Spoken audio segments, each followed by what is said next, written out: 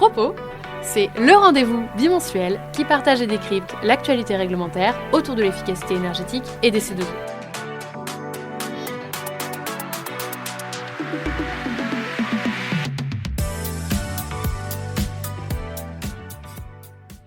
Bonjour à tous et toutes. Je suis ravie de vous retrouver pour un nouvel épisode de Propos.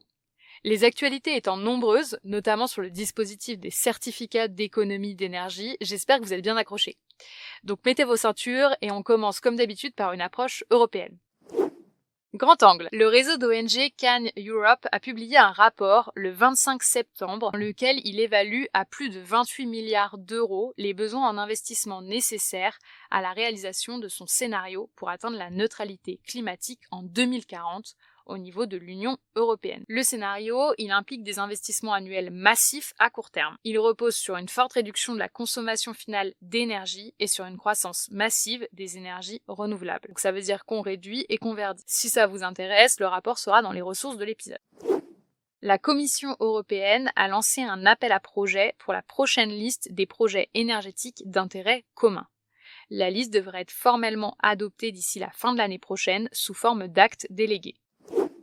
L'Organisation mondiale du commerce a annoncé via sa directrice générale qu'elle travaillait à une solution internationale pour la tarification du carbone, associant le FMI, l'OCDE et les Nations Unies. L'objectif, c'est de trouver un moyen de fixer des prix du carbone différents selon les régions. Elle reconnaît que l'Union européenne a raison d'essayer de lutter contre le changement climatique, mais questionne le mécanisme d'ajustement carbone aux frontières qui risque de ralentir la croissance économique.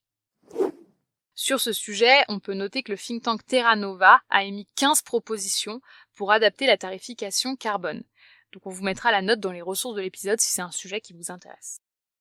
Focus C2E. Le dispositif des certificats d'économie d'énergie a fait beaucoup parler de lui ces derniers jours. Et oui, ça y est, il a fait son entrée dans le grand monde entre le rapport de la Cour des comptes, les différentes études de gisement et le nouvel appel à programme.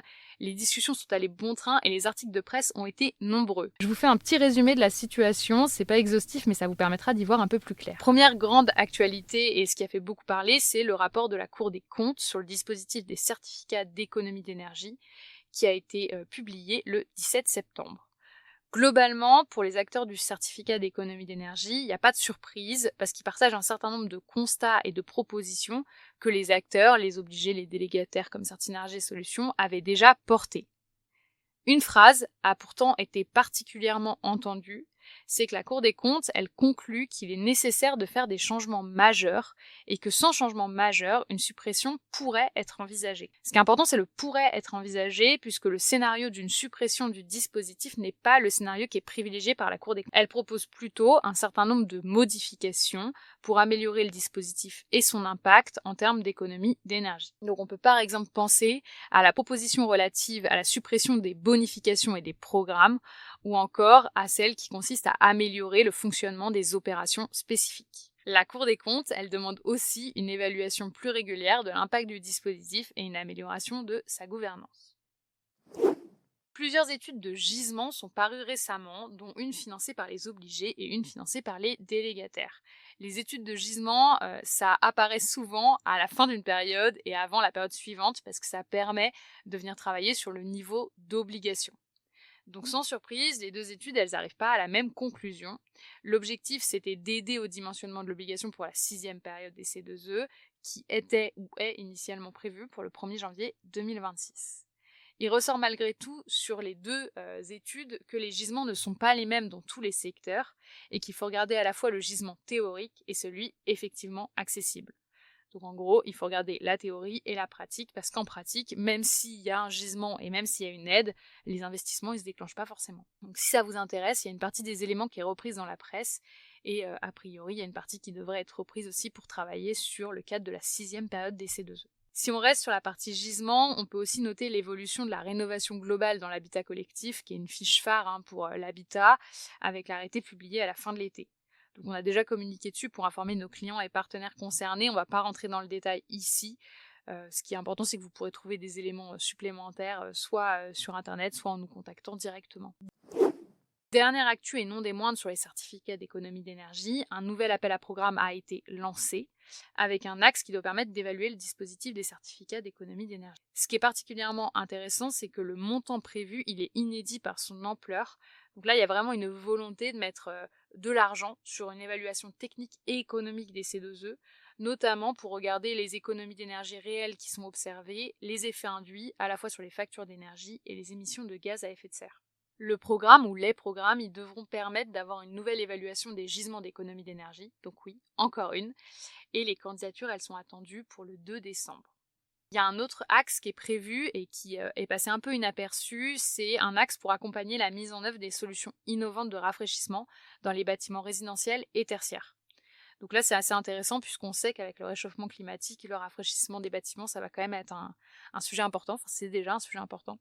Donc cet axe-là aussi, vous pouvez candidater, vous pouvez proposer à vos partenaires de candidater jusqu'au 2 décembre. Et concernant l'évaluation du dispositif, pour finir, on va dire, le cadre global, on attend également un rapport de l'Inspection générale des finances qui est actuellement en train d'analyser le dispositif des C2E, évaluation qui pourra aller soit en lien avec le rapport de la Cour des comptes et soit être assez aligné, soit peut-être apporter d'autres éclairages. Autre actualité.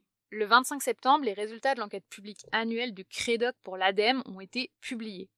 Cette enquête, elle montre que plus de 80% des répondants s'accordent sur le besoin d'un effort budgétaire massif pour lutter contre le changement climatique. Donc il y a beaucoup de massifs dans ce podcast. Ce qui est important, c'est qu'il faut de l'argent pour aider à travailler à la neutralité carbone et à lutter contre le changement climatique. Dans l'enquête, on apprend qu'il y a 57% des sondés qui pourraient être favorables à une hausse de la fiscalité carbone sur certaines conditions. On vous mettra le lien vers cette enquête dans les ressources de l'épisode. Si on reste du côté de l'ADEME, elle a également publié une étude fin septembre qui évalue à 113 milliards d'euros les marchés des filières de la transition énergétique. Elle souligne notamment que le marché de la rénovation énergétique s'est stabilisé en 2022 à 16,7 milliards d'euros, que les marchés liés à l'efficacité énergétique ont triplé depuis 2006 et que les marchés des ENR, donc des énergies renouvelables, sont aussi en hausse. Ils atteignent 49,5 milliards d'euros grâce à une hausse des investissements dans les énergies renouvelables et des activités d'exploitation-maintenance, puisque évidemment, il faut bien sécuriser les investissements et donc les nouvelles installations d'énergie renouvelable. On va parler d'un nouveau sujet que vous connaissez maintenant par cœur et que vous attendez dans quasiment chaque épisode. On a un peu des nouvelles, des concertations sur les projets de stratégie nationale bas carbone, donc SNBC, et de programmation pluriannuelle de l'énergie, PPE.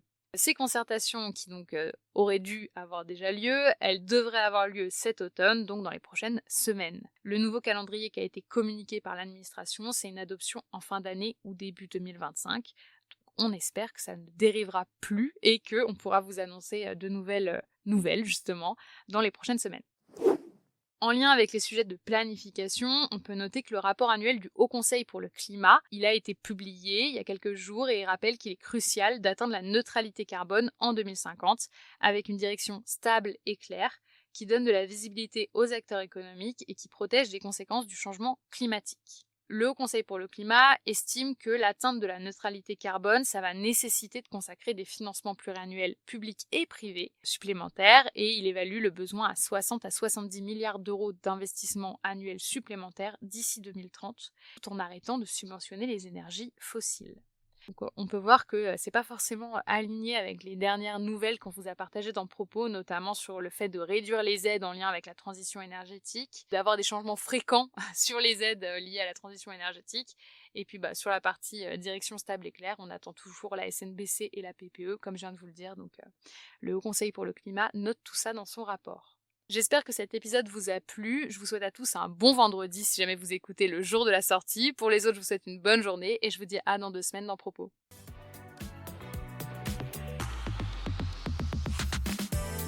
Pour ne manquer aucun épisode, abonnez-vous. Et pour retrouver toutes les informations en temps réel, rendez-vous sur LinkedIn ou sur notre site internet www.certinergie.com.